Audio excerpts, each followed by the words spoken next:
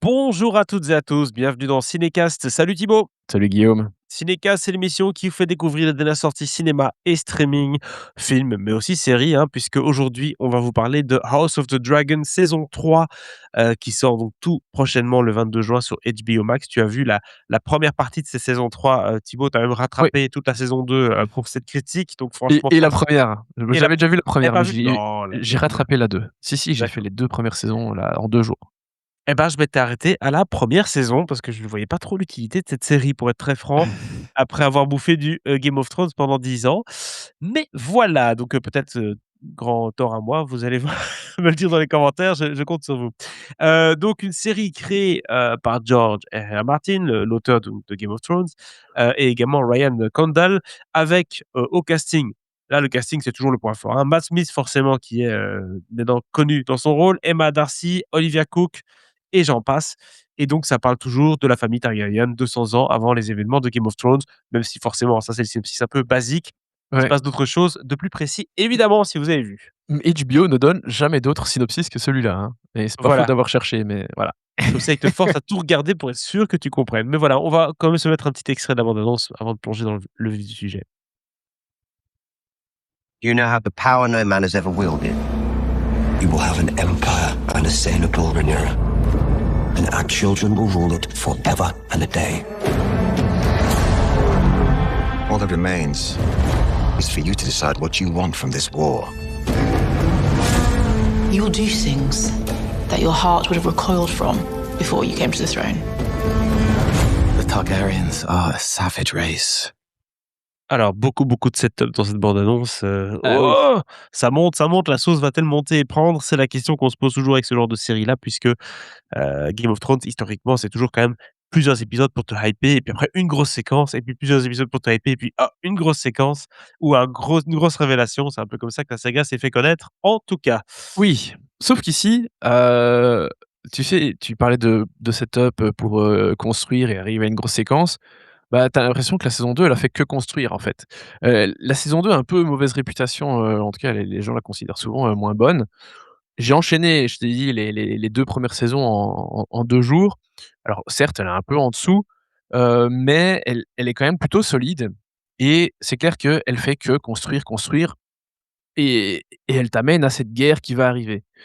Aïe. Donc il y a un moment où tu peux plus y échapper, hein, faut que tu y passes et donc dès le premier épisode, on a cette fameuse bataille du gosier qui est hyper attendue des fans, qui est teasée à fond dans la bande annonce. C'est la première image de cette bande annonce. C'est cette grande bataille navale qu'on annonce depuis très longtemps et qui globalement tient ses promesses. Donc pour, pas alors je vous le dis, je vais rien spoiler et d'ailleurs, Tu peux HBO pas? Max évidemment envoie, Tu peux aux pas? journalistes une liste de choses à pas spoiler, mais une liste très précise de choses à pas spoiler, qui sont dans chaque épisode et j'ai compté sur les 4 épisodes, donc la saison fait 8 épisodes, j'en ai vu 4. Il y a 34 points différents que je peux pas spoiler, donc voilà, Ouais. je ne vais rien vous spoiler de toute façon. Mais Est-ce qu'on voit une tasse Starbucks à un endroit? C'est la question,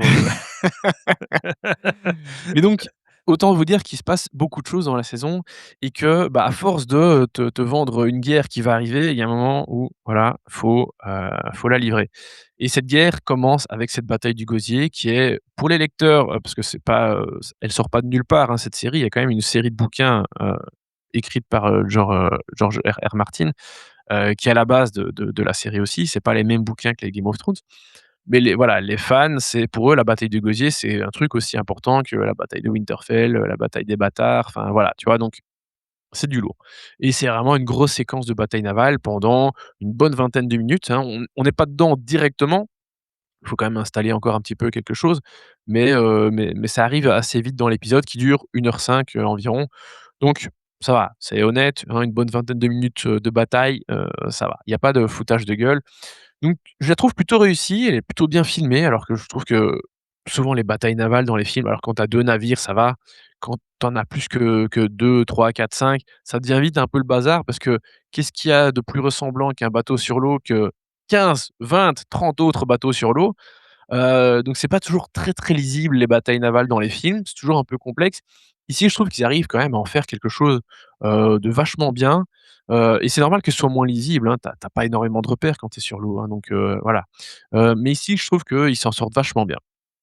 Alors, globalement, à nouveau, sans rien vous spoiler, je trouve que c'est une saison qui, en tout cas un début de saison, j'en ai vu la moitié, qui est plutôt riche en événements, en rebondissements, hein. Évidemment, il y a des morts, évidemment, il y a plein de retournements de situation, des alliances qui se font, qui se défont, des réactions de personnages qui sont inattendues, enfin, voilà, il y a plein, plein de choses qui se passent, heu et je trouve que tu es globalement plutôt bien tenu en haleine dans ce début de saison. J'ai parlé de la bataille du gosier un petit peu. On a aussi, et c'est une des choses qui est mise en place, dès enfin pendant toute la saison 2 et ça y est, on arrive à cette bataille. Mais il y a plein d'autres combats qui vont arriver. Je pense qu'on n'en voit là qu'une petite partie en ce début de saison. Mais aussi pas mal de choses qui sont construites dans la saison 2 et c'est pour ça que je la trouve un peu, c'est un peu, injuste de la malmener comme ça.